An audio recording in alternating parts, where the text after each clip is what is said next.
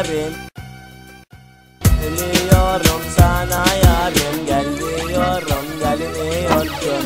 Zalimsin yar, kapanmıyor artık açtığın yaralar dinmez lan gözünden akan yaşlar.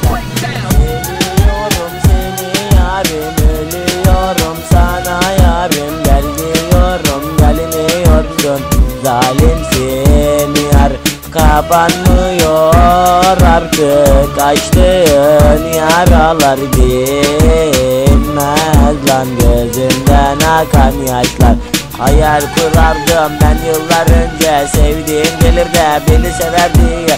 Yok yok abi gelmiyor işte, ben gidiyorum lan sevinirsin işte. Haykırdım lan seviyorum işte, adam olamam lan ben bu gidişte. Terk ettin lan beni şerefsizde, oldu mu yarim oldu mu söyle. Gülüyordum lan duyuyordum ben, seni çok sevdim neden kaçtın sen. Lan Allahsız kalpsizsin sen, hani nerede lan verdiğim sözler. Yalandı lan biliyorum sevgin, aşkımı sevgimi sen terk ettin. Lan Allahsız hiç gibi sevdim, sevgimin değerini sen görmedin. Seni benimdin lan benim olacaktın, hani nerede lan nerede sevdiğin. Çok hoşsun çok da güzelsin, benden daha iyisini hak edersin. Gidişine anlam veremedim ki ben, sebepsizdi yar senin de gitme. Hoşça kal diyemeden gittin lan sen, alçaksın yarim zalimsin. Seviyorum seni yarim, ölüyorum sana yarim, gel diyorum gelmiyorsun.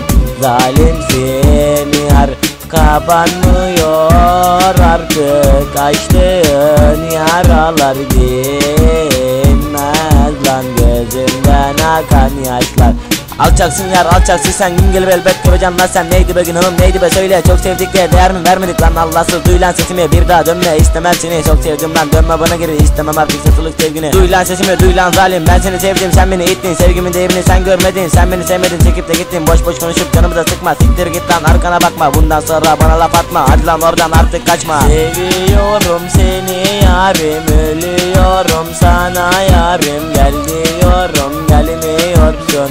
Zalimsin yar, kapanmıyor artık açtığın yaralar dinmez lan gözümden akan yaşlar.